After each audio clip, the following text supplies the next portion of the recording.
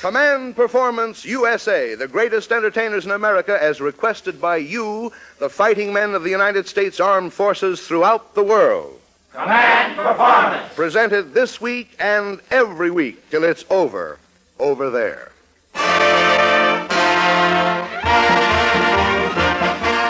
Hello there, men. Here's that show of yours again, Command Performance, coming this time from Hollywood, USA. Tonight's the first letter ailmerited itself from the Canal Zone, and it's signed by the Panama Jungleer, and it says... Just mention us guys at Howard Field, will you?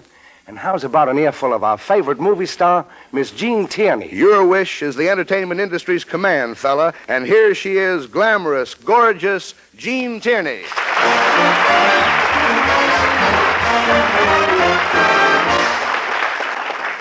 Thank you, Paul Douglas, and greetings to the finest fighting men in the world. The talent appearing here tonight makes the studio look like the lobby of the Chinese theater, with all the footprints filled. So here we go. First, for a fellow who never expected to wind up in Panama when he saw the Broadway hit Panama Hattie last year, we present the young lady who stole his heart in that show, and who is now one of the season's outstanding successes here in Hollywood, Miss Betty Hutton.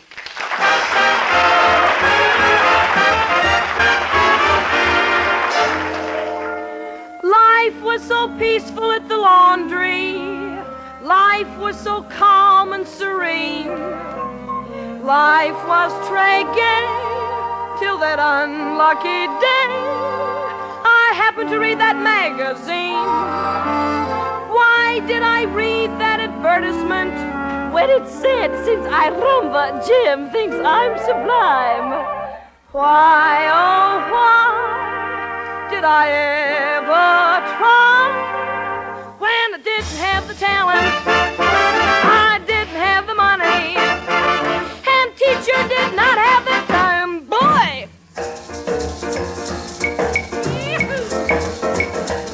Arthur Murray taught me dancing in a hurry. I had a week to spare. He showed me the groundwork, the walk-around work, and told me to take it from there. Arthur Murray then advised me not to worry. It would come out all right. To my way of thinking, it came out stinking. I don't know my left from my right. The people around me can all sing a 1 and a 2 and a 3. But any resemblance to waltzing, it's just coincidental with me, 'cause Arthur Murray taught me dancing in a hurry. And so I take a chance. To me it resembles a 9-day trembles, but he guarantees it's a dance. My tango resembles a 2-step. Marimba makes people turn pale. The conga goes into a goose step till the FBI is the dog on my trail, 'cause Arthur Murray taught me dancing in a hurry. Maybe the stars were wrong. If I ain't a menace to Ruth St. Denis, I'll do it till one comes along. A turkey trot or gavotte, I don't know which, I don't know what. Jitterbug, bunny hug, long as you cut a rug. Walk the dog, do the clock, Lenny hop till you drop. Ball the jack, back to back, cheek to cheek till you're weak. You've heard of Pavlova, well, Jack, move over, here comes the queen of the day.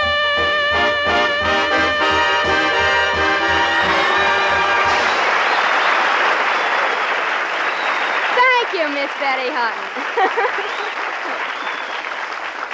Thank you, Miss Betty Hutton. Each week, Command Performance brings to the Armed Forces the latest sports news, hot from where it happened. Tonight, our sportscaster is the man who was America's unanimous choice to play the part of the late Lou Gehrig, and his life story now being produced here in Hollywood.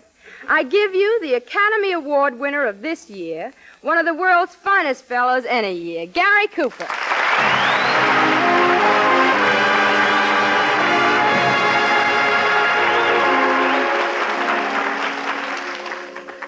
Thank you, Gene Tierney. And hello, fellas. The big talk in sports today is the opening of the Major League ball season. Being privileged as I am to play the part of the immortal Lou Gehrig in the new picture, The Pride of the Yankees, you'd expect me to hand the 1942 American League pennant to the New York team. Well, I won't disappoint you.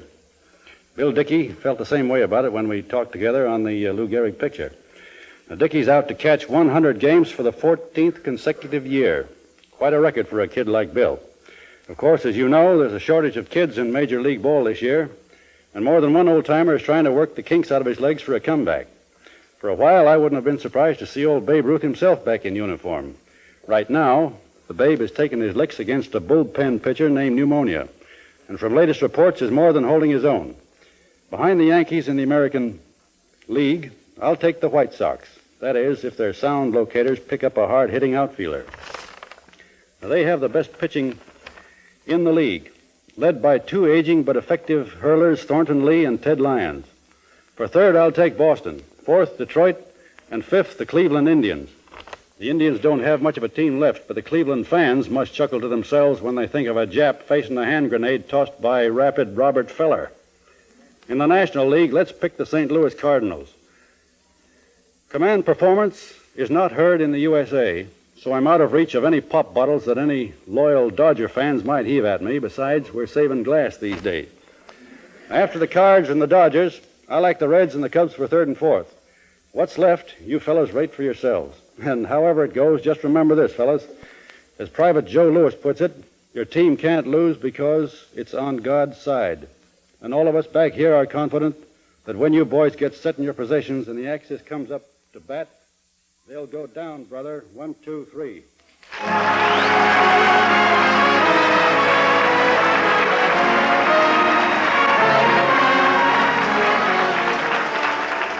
Our thanks to Gary Cooper.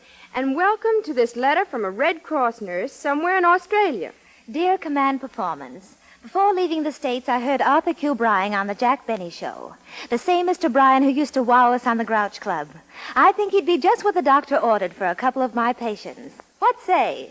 We say if those patients of yours aren't in stitches already, they will be any minute. For here he is, Arthur Q. Bryan, as Raymond Radcliffe, assisted by Paul Douglas.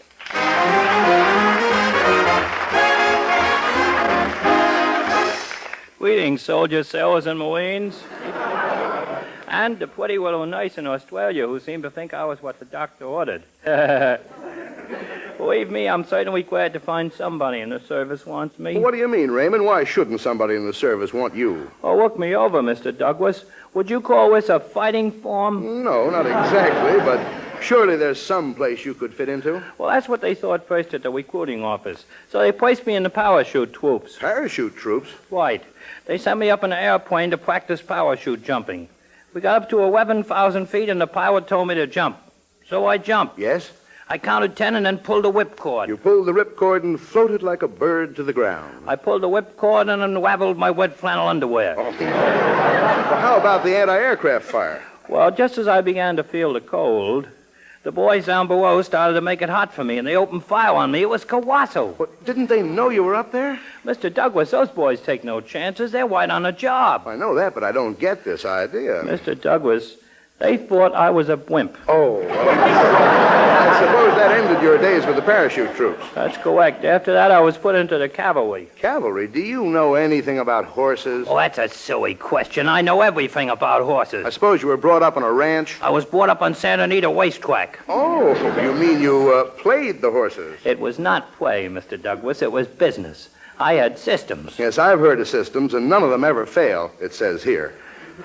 Well, I remember distinctly one system that I used. You may try it if you like. Well, I'm going into this with my eyes wide open. What was the system? Well, before I placed a bet on a horse, I looked at the track, I looked at the trainers, I looked at the jockeys, I looked at the horses, I looked at the weather, and I looked at the odds. And what happened? I got whooped.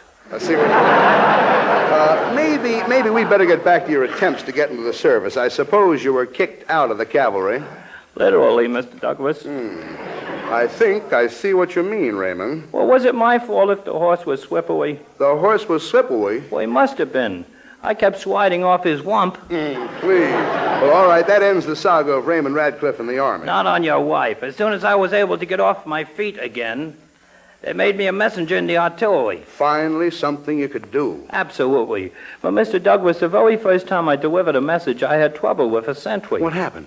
Well, Mr. Douglas, it was a dark night. Yeah? Black as pitch. Suddenly, I am confronted with a sentry. Yes? I am looking into the nozzle of a Springfield rifle. A rifle? What did you do? I said, "Hey, sentry, don't you know it isn't proper to point?" What did the sentry do? He said, "Halt, advance and give the order of the day." The order of the day? Did you give it? Absolutely. I said, 2 fried eggs, lamb chops, and French fried potatoes on a blue plate.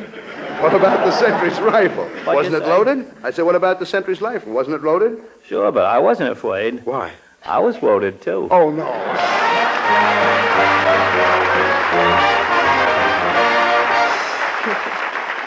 Thank you, Arthur Q. Bryan.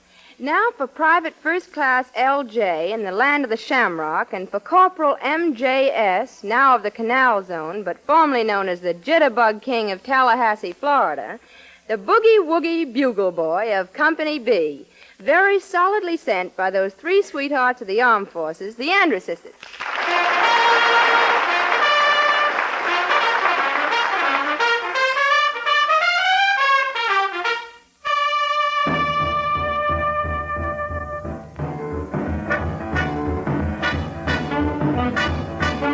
He was a famous trumpet man from out Chicago way. He had a boogie style that no one else could play. He was the top man at his craft.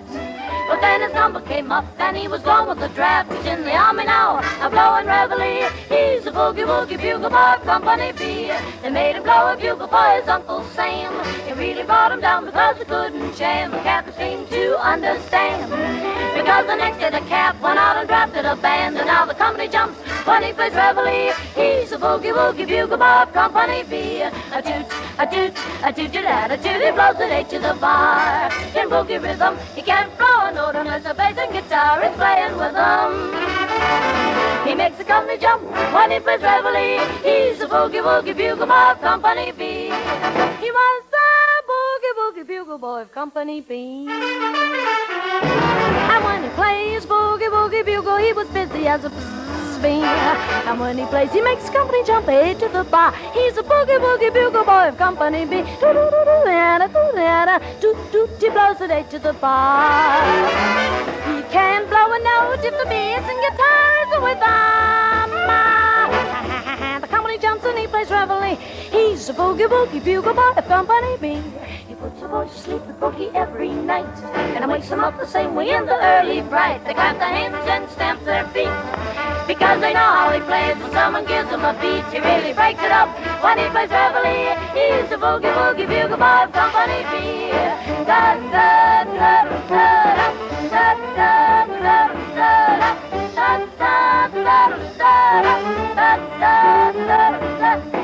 and the company jumps when he plays reveille. He's the boogie woogie bugle boy of Company B.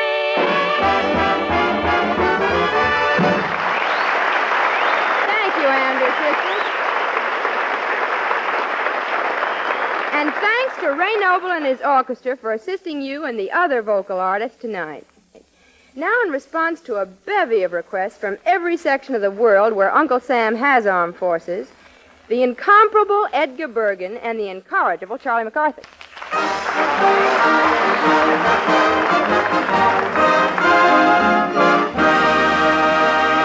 Mr. Bergen, I want to talk to you. Yes? It's very important this time. Well, what is it, Charlie? It's about a slight touch. Oh, I see. A slight touch? Yeah. You mean you have a cold? No. Slight touch of 50 cents. Oh, I see. Will you cough up? Oh, I see. But, Charlie, you have no right to ask people for money unless you have been of service to them. Of service? Yes. Well, Well, you've been working pretty steady lately, brother. I see. Anyway, I'll do you a favor sometime. But, Charlie, your whole attitude towards money is wrong. Well, I guess it must be. I'm not getting any. You mustn't expect to receive things for nothing. No? Now, I remember as a very young boy, Here we go. I learned that lesson from the story of Pied Piper. Pied Piper? Yes. You mean a plumber with a snootful? No. Pied Piper of Hamelin. Oh, I see. Would you like to hear the story? No. Well, I'll tell you. Oh, we are in luck, aren't we? Yeah. Let's humor him. Here. Once upon a time... Oh, it has original beginning, hasn't it? Yes. In the little town of Hamlin, you see, this town was overrun with rodents. Rodents? Yes, rodents. What's rodents? Oh, rats. Well, you don't have to get nasty. Well, no. Now, the people of the village were at a loss as how to get rid of these pests. Uh-huh. So one summer day, there chanced to stray. Oh, my, get him. Yeah. A word weaver, a poet. Do you press flowers, too? No. Now, please, I don't want to be interrupted. No. A young man came to the village, and he was called Pied Piper. What did he do? All right. Well, he went to the mayor, and he said, I'll rid the town of rats for 1,000 guilders. Yeah? And the mayor said, I'll give you 50,000 guilders. That's all right, yeah. But did he get it in writing? No. That's bad, yeah. Now, how's he going to get rid of the rats in the town? Well, I'll tell you. You see, around his neck, he carried a flute. Uh-huh. And he played weird music on this pipe, which would make the rats follow him. Is that so? Yes. They followed him? They did, yes, uh-huh. They'll do the same thing for a piece of cheese. Well, no. Well... Pied Piper didn't need anything like that. I see. Probably the music was cheesy. Now, will you please? And what did he play? I don't know. You don't know. It was some very strange melody. Uh-huh. Must have been a masterpiece. Now, will you... Probably the revel of the rodents. Now, young man, I can go on like this for hours, but you wouldn't like it. I don't know what he played, but I do know that the rats followed him out of town and down to the river. And then the rats all jumped into the water and were drowned. Yeah? Yes. They were drowned? Yes, they were drowned. Why didn't they swim? Well, I don't know. You don't know? No. Why did they go in the water if they couldn't swim? Well, I don't know that. You don't know that? No. Maybe they'd rather drown than listen to the music, huh? Yes, that's what it was. That's probably what it was. Yeah. Well, if they didn't like the music, why did they follow him? Well, I don't know. You don't know? No. It's a wonder you wouldn't get the facts to the story before you try to tell it all. All I know is that the rats followed him, and they went in the water, and they were drowned. Yeah? Yes. I don't believe it. You don't believe it? No. You don't believe it? No. But they did go in the water, and they did drown. I don't believe it. Oh, why don't you? I don't know. I just got one of those nasty streaks, I guess. I just can't explain it. I don't believe it. I see. You can lead a rat to water, but you can't make him sink. I see. Nevertheless, when the Pied Piper, I think you were right the first time. When he came back to Hamlin to collect his 1,000 guilders, what do you think the mayor said? I don't believe it. Now, stop that, will you? Well, anyway, the mayor said, I will give you 50 guilders, after he'd already promised to give him 1,000. That was a dirty deal. Yes.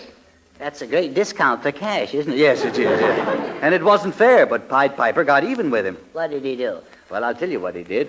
He played his pipe again, and this time all the children followed him, and he led them into a mountain. Into a mountain? Yes. Well, the mountain mysteriously opened up, and then after the children had entered, the mountain mysteriously closed again. Yeah? And the children were never heard from again. Is that so? Yes. And that is the story of Pied Piper. And about as dull a thing as I've ever listened to. Well, I don't say that it's a true story, but there is a moral to it. Yes, there is. Never do business on credit.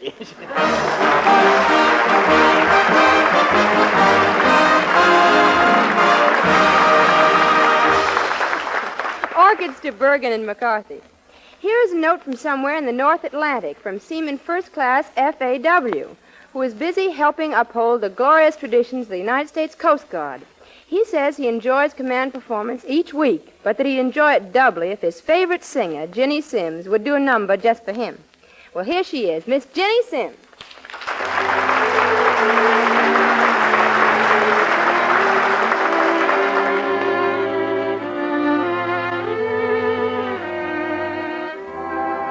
Embrace me, my sweet embraceable you. Embrace me, my irreplaceable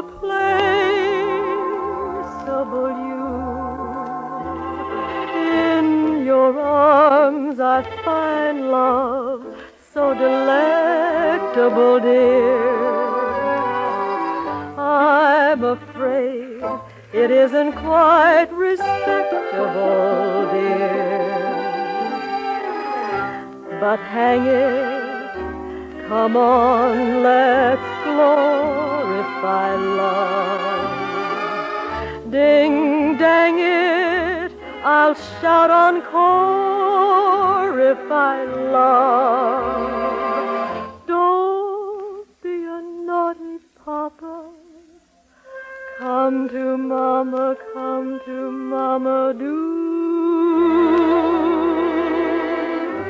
My sweet embraceable you.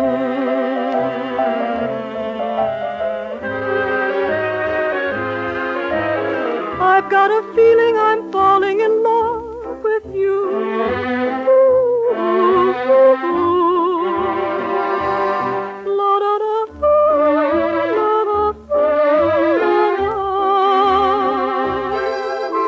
Just one look at you, my heart grew tipsy in me. You and you alone bring out the gypsy in me. I love all those many charms about you. Above all, I want my arms about you. Don't be a naughty papa. Come to mama, do. My sweet embraceable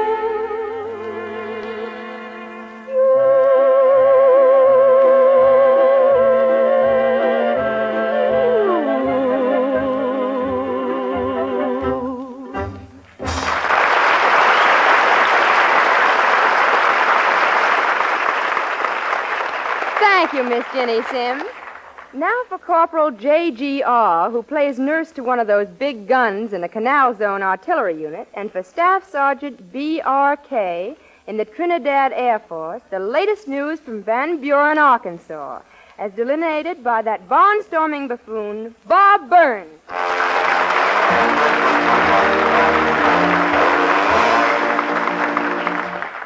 Well, now, if any of you boys want to go out and take a smoke, why, I've just got a couple of words here to the boys down in Trinidad in the Canal Zone. And you want to know how the folks are doing and what the folks are doing down in Van Buren? Well, I know you boys will be happy to know that the people down in Van Buren are all going in for this war work. They're really getting in there and doing their bit. My cousin Walford went to St. Louis to join the Army, but they turned him down. They said he had flat feet and wouldn't be able to march. Walford felt awful bad about it after walking 400 miles to get there. And my Uncle Hod tried to get in the Army. He's been trying for a long time.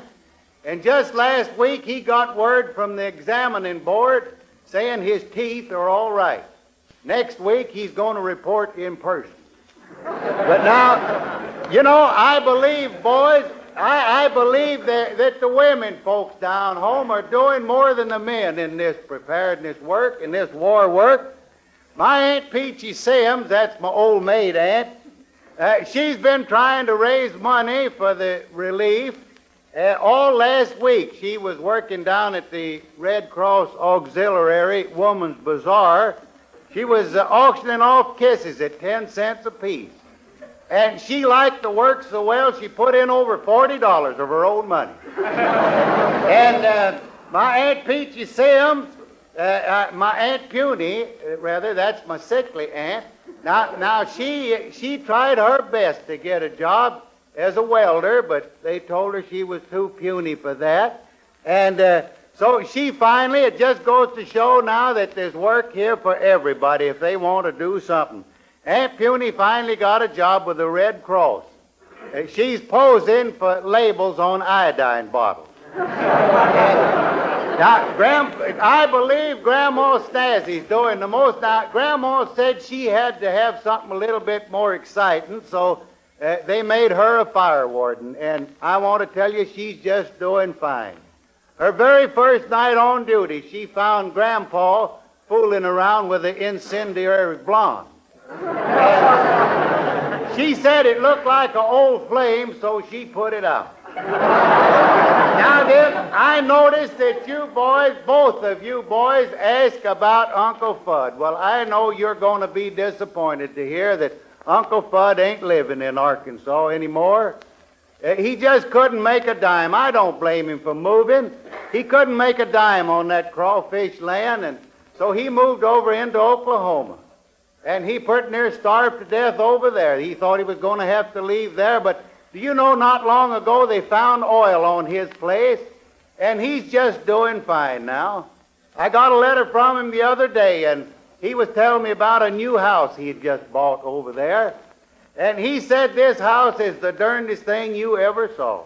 He said there's one room where you don't do nothing but just sleep in.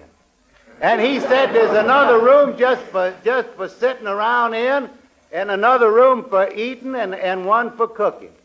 But he said the darndest thing is a little room down the hall. He said it's all white on the inside, and he said there's a thing in one side of it where you can wash all over. And he said then there's another place there just to wash your face and hands. But he said the darndest thing is the little thing over in the corner to wash your feet in.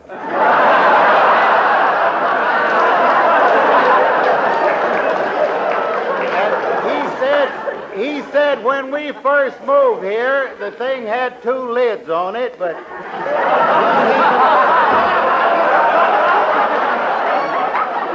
he said we took them off, we didn't need them, and he said Ma's using one of them for a biscuit board.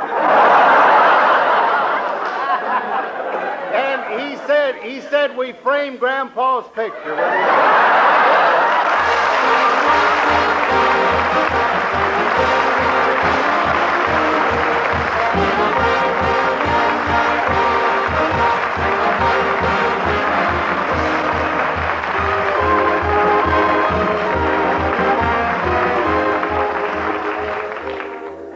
Well, boys, that's about all. We wish you could entertain you boys the same way you're fighting for us 24 hours a day. But time marches on, and it looks like this particular half hour is just about filled. We're also glad to fill your request, fellows, for anything you want in the way of entertainment from home. Just tear off the top of a Stuka or Mitsubi, then write and tell us what you want on your own show, Command Performance, USA. Tonight's Command Performance has originated in Hollywood, where it sometimes rains, but where the sky is never so dark, but what the stars will come out for you. This is Jean Tierney saying, so long from over here. We hope we pleased you over there.